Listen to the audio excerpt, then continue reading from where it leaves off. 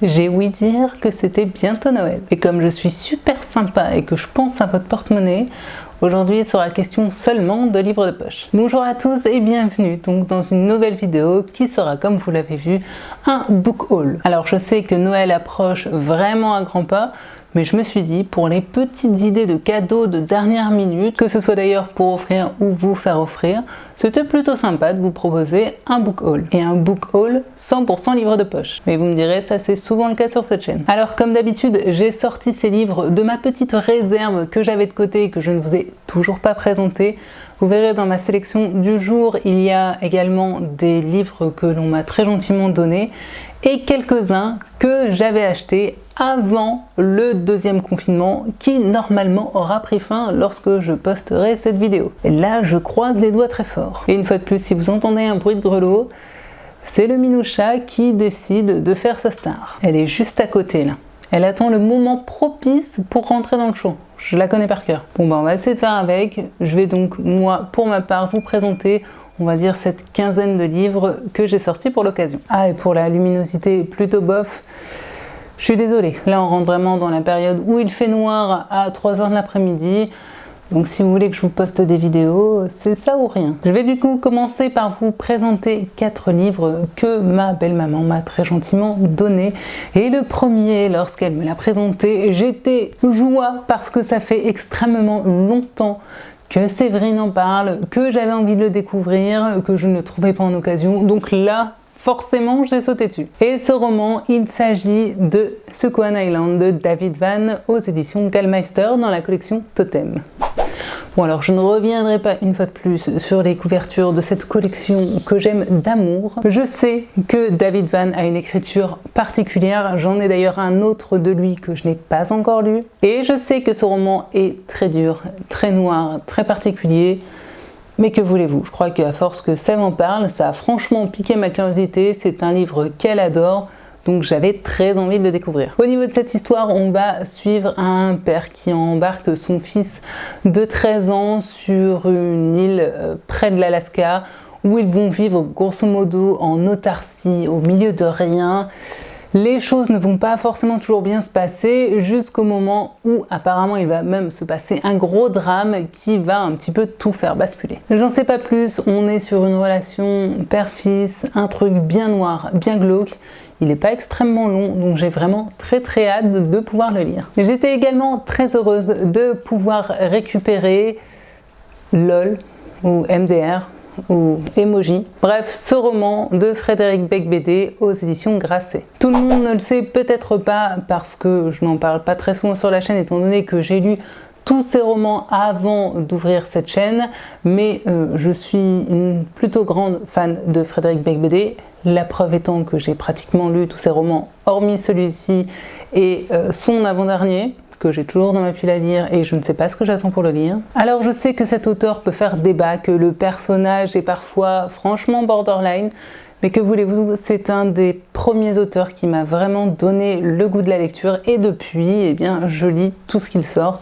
Surtout que celui-ci est le 3e et dernier tome, dirons-nous, de la trilogie sur son personnage à la fois drôle et cynique d'Octave Parango, qui est le personnage principal entre autres de son roman 99 francs. Donc voilà, moi on me dit Frédéric Beigbeder et en plus de ça Octave Parango qui apparemment dans celui-ci est devenu humoriste, je n'avais pas besoin de plus pour avoir envie de le lire. Et malgré la taille du bouquin, on est grosso merdo sur du 300 pages, donc là encore j'espère pouvoir me le faire très prochainement. Autre roman qu'elle m'a très gentiment donné, il s'agit de J'ai perdu Albert de Didier Van Cauwelaert aux éditions Le Livre de Poche. Didier Van Cauwelaert est un auteur belge, j'en ai plusieurs de lui dans ma pile à lire, d'ailleurs je crois que tous viennent de mes beaux-parents. Je n'en ai pas encore lu un seul et je ne sais pas pourquoi parce qu'apparemment c'est plutôt caustique et c'est toujours des romans très courts en plus de ça. Donc il serait grand temps que je m'y mette. En voici donc un de plus dans ma pile à lire, ce qui fait que bon, si j'aime cet auteur, au moins j'en aurai quelques-uns d'avance. Quant à cette histoire, j'en avais déjà entendu parler parce qu'il n'y a pas si longtemps que ça, ce roman a été adapté au cinéma il me semble, avec entre autres l'un des rôles incarnés par Stéphane Plaza. Et on va être là avec une histoire plutôt ubuesque puisqu'il semblerait que l'on va suivre une jeune femme qui a été hanté pendant des années par l'esprit, ni plus ni moins, d'Albert Einstein, et du jour au lendemain, eh bien, cet esprit va partir de sa tête pour rentrer dans la tête d'un garçon de café. Et je crois que notre personnage féminin a très envie de récupérer son Albert qui était plutôt sympathique finalement à lui chuchoter des choses dans son cerveau. Ouais, dit comme ça, on est d'accord, c'est très bizarre, mais je me dis pourquoi pas. Une fois de plus, c'est très court, donc bon. Disons que j'ai pas grand chose à perdre à le découvrir. Et enfin, je terminerai cette sélection des romans que l'on m'a très gentiment donné avec le cahier de recettes de Jackie Durand aux éditions Stock. Et là, on va une fois de plus rester, comme pour le David Van, dans la thématique de l'amour filial. Puisqu'ici, on va suivre Monsieur Henri, qui est patron d'un restaurant, qui a toujours refusé que Julien, son fils, devienne cuisinier, sauf qu'un jour, Monsieur Henri tombe dans le coma, et à partir de ce jour-là, son fils Julien n'a qu'une obsession, celle de retrouver le cahier de recettes où depuis tout petit il voit son père écrire dedans les recettes de cuisine de son restaurant. Sauf que voilà, en découvrant ce cahier, ou en tout cas en le cherchant, il va aussi découvrir des secrets de famille et entre autres pourquoi son père a laissé sa mère partir sans rien dire. Un petit contemporain autour de la cuisine, de l'amour filial et des secrets de famille. Je me dis pourquoi pas. Entre deux thrillers, ça passe toujours très bien. En plus de ça, il est très court, il fait à peine plus de 200 pages. Je pense que ça va être très vite bouffé. Je vais ensuite passer à mes quelques achats récents. Alors, quand je dis récents, je rappelle, j'ai fait ces achats avant le second confinement, donc bon, ça commence tout de même à remonter, mais beaucoup moins que les autres que je vais vous présenter après. Et tout d'abord, un livre que j'ai eu énormément de mal à me procurer. Je vous en avais, je crois, parlé dans un vlog. Ça a été toute une péripétie. Je devais déjà le lire en LC il y a de ça des mois avec Laurent, sauf qu'au moment de faire la LC, je me suis rendu compte qu'en fait, je n'avais pas ce roman dans ma pile à lire. Et j'ai ensuite voulu le commander chez un petit libraire, mais pour une raison qui m'est encore inconnue à ce jour, le vendeur a annulé la livraison sans explication. Après moult recherches et moult démarches, j'ai enfin pu me le procurer. Et il s'agit de Tokyo de Moeder aux éditions Pocket. Oui, ça y est, il est enfin en ma possession. Et je tourne cette vidéo début décembre, mais sachez que ce week-end, c'est bon, je fais ma LC avec Laurent. Donc je vous en parlerai, j'espère, très prochainement. Enfin, ceci dit, vu que je viens de faire le programme des publications sur la chaîne, je pense que mon avis lecture ne risque d'arriver que courant janvier. Mais c'est pour la bonne cause, c'est juste que j'ai plein d'autres vidéos à vous proposer avant. L'histoire, quant à elle, est assez mystérieuse. On va y suivre une femme qui va débarquer à Tokyo, qui a apparemment des choses à découvrir mais aussi des choses à cacher, qui va rapidement devenir hôtesse dans un club privé et elle va avoir d'ailleurs comme client entre autres des yakuza et un infirme plutôt étrange. Et si elle s'est rendue à Tokyo, c'est surtout pour retrouver un film mystérieux dont l'existence est contestée et qui porterait sur l'invasion de la Chine par les Japonais. Mais pour ça, elle va avoir besoin de l'aide d'un homme qui semble ne pas du tout avoir envie de répondre à ces questions. J'en sais pas plus, mais c'est du Moeder. J'ai entendu beaucoup de bien de ce roman-ci. Pour beaucoup, je crois d'ailleurs que c'est le meilleur de cet auteur. Donc déjà, rien qu'en partant de ça, j'avais très envie de le découvrir. En plus de ça, on est à Tokyo, donc bon, petite cerise sur le gâteau. On est sur plus de 450 pages, mais c'est du Moeder, donc je sais qu'à mon avis, je vais le bouffer très rapidement. En tout cas, voilà, depuis le temps que je dois faire cette ELC, je peux vous dire que là, je suis dans les starting blocks, j'ai qu'une envie, c'est de le dégommer, qui sera du coup, pour ma part, fait ce week-end. On continue dans les livres que vous ne serez, je pense, pas du tout surpris de retrouver sur ma chaîne, puisque je me suis également procuré Dernier Sacrement d'M.J. Erlich aux éditions 10-18. Que voulez-vous, il vient de sortir en poche, c'est le dernier M.J. Erlich en poche que je n'avais pas encore, donc il était obligatoire qu'il rejoigne ma collection. Bon, et par contre là, il faut quand même noter que MJ, il s'est bien lâché, hein. parce qu'on est sur de la bonne grosse pavasse. Bon après, ça reste du MJ Erlich, et là encore, à mon avis, ça va très bien se lire. Ou enfin, il déconne pas quand même, hein. On est sur du 570 pages. C'est clairement le plus gros bouquin qu'il ait jamais écrit jusque-là. Bon alors, contrairement à ses autres romans, et du coup à sa saga avec le personnage d'Ellen Grace, ici, on laisse complètement tomber Ellen Grace, et on va partir avec une jeune fille de 15 ans, qui s'appelle Cassie, je crois, c'est exactement ça, qui a un don un petit peu particulier, c'est celui, rien qu'en voyant ou en touchant les personnes qu'elle rencontre, de deviner quand et comment ils vont mourir. Ça doit quand même pas être simple tous les jours de vivre avec un don pareil. Autre différence par rapport à ces autres romans, c'est qu'ici, on ne va pas être en Angleterre, mais bien aux États-Unis, dans la ville de Chicago, où un mystérieux tueur en série semble sévir. En tout cas, on a une série de meurtres. Et c'est à ce moment-là qu'un psychologue va faire la rencontre de Cassie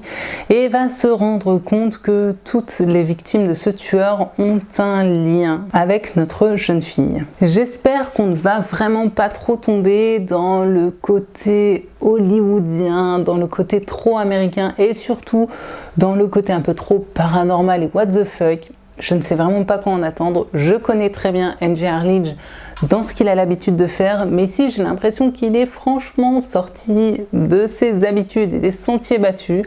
En tout cas, ça reste un auteur qu'en général, même si c'est pas des coups de cœur, j'aime beaucoup, donc j'ai très hâte là encore de le découvrir.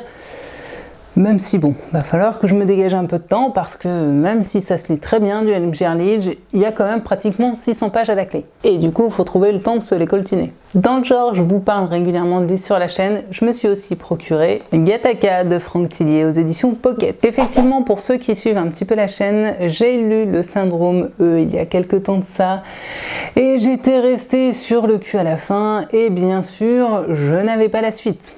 La suite qui est donc ici. Autant vous dire que j'étais frustrée au plus haut point et qu'il fallait à tout prix que je me procure très rapidement le tome suivant.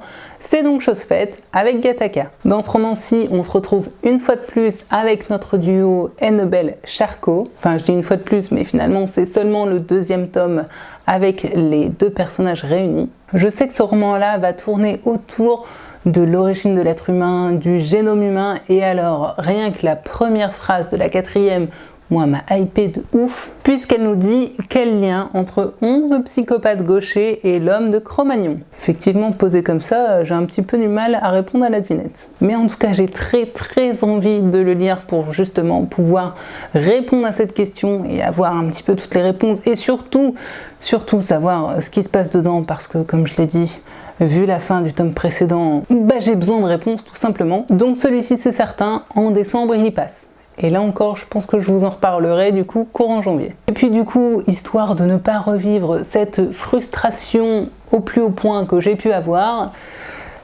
j'ai acheté Atomka de Franck Tillier, toujours aux éditions Pocket. C'est-à-dire le tome qui suit Gattaca. Ah oui, non mais maintenant, je suis prudente. Je ne veux plus jamais revivre ce que j'ai vécu avec le syndrome E. C'est fini, au moins j'ai retenu la leçon. Dans celui-ci, on va être avec une double temporalité, d'abord en 86 en URSS, c'est-à-dire durant la catastrophe de Tchernobyl ou juste après, catastrophe qui apparemment a fait certains dégâts que l'on n'avait pas forcément prévus et qui a en tout cas laissé s'échapper un mal terrible qui n'a rien à voir avec les atomes. Et en parallèle de ça, on va également retrouver au temps présent notre duo, une fois de plus, de Lucie Annabelle et de Franck Charcot qui vont enquêter sur le meurtre étrange d'un journaliste qui a été retrouvé mort congelé dans un congélateur. Et je n'en sais pas plus, mais bon. Ça reste du Franck Tillier. En plus de ça, autour de la catastrophe de Tchernobyl, je le rappelle, il n'y a pas si longtemps que ça, j'avais lu un thriller soi-disant autour de Tchernobyl qui a été, ma foi, une énorme déception. Donc j'espère vraiment que celui-ci va rattraper un petit peu le coup. Et je vais désormais passer à des romans que pour certains j'ai achetés il y a un moment mais que je n'avais jamais pris le temps de vous présenter sur la chaîne. Des romans qui pour certains sortent un petit peu de mon genre de prédilection, mais c'est sympa aussi et c'est parfois utile je trouve de varier un petit peu ses lectures. Donc voilà, je vous présente ça tout de suite. Tout d'abord, j'avais à l'époque acheté Will and Will de John Green aux éditions Gallimard Jeunesse dans la collection Pulp Fiction. Alors oui, vous allez me dire quoi, un John Green sur ta chaîne? Bah écoutez, oui, ça arrive d'ailleurs, j'en ai déjà lu de lui, Nos étoiles contraires entre autres que j'avais beaucoup aimé. C'est du jeunesse qui passe quand même en général plutôt bien, même si j'avais quand même une grosse déconvenue avec Où es-tu Alaska. Mais il n'empêche que j'ai envie de continuer à les découvrir tous au fur et à mesure.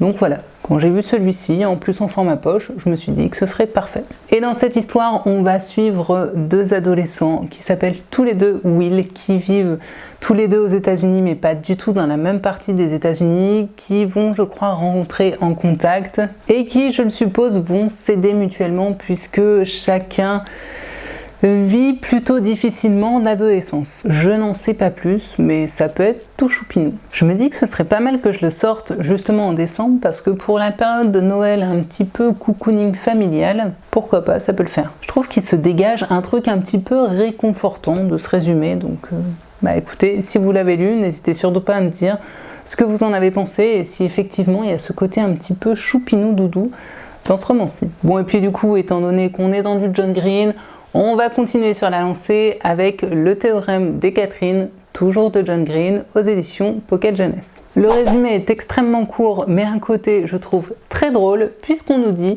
que Colin est un adolescent qui est tombé 19 fois amoureux et 19 fois amoureux d'une Catherine avec un K. Faut avouer que c'est quand même pas banal. J'en sais pas plus. Mais voilà, moi en tout cas, cette quatrième me donne franchement le sourire et me donne clairement envie de découvrir cette histoire qui m'a l'air un brin loufoque. Donc là encore, si vous avez l'habitude de lire du John Green, dites-moi si celui-ci est un bon cru. Toujours chez Gallimard Jeunesse dans la collection Pulp Fiction, je me suis aussi procuré Nous les menteurs de E. Lockhart. Bien qu'étant apparemment un roman plutôt jeunesse ou young adulte, j'ai l'impression qu'on va être dans quelque chose d'assez noir et d'assez dramatique, puisqu'ici on va suivre une famille américaine, mais alors le stéréotype de la famille, vous savez, riche, sportive, où tout le monde est beau, où tout le monde réussit tout. De toute façon, ces gens n'ont pas le droit à l'échec. Et l'été, ils partent en vacances sur une île au large de Cape Cod. Et dans cette histoire, on va suivre l'aîné des petits-enfants qui s'appelle Cadence, qui va du coup nous raconter son histoire et son été avec 4 autres adolescents qui sont des menteurs. Je sais pas trop ce qui s'est passé, je sais pas trop ce qu'il en est, mais apparemment on va être avec des mensonges qui entourent des adolescents, je suppose qu'ils vont devoir mentir pour couvrir leur premier mensonge et que les choses vont aller de mal en pis. En tout cas, en lisant cette quatrième, je trouve qu'on a quand même le côté élite qui tombe de son piédestal.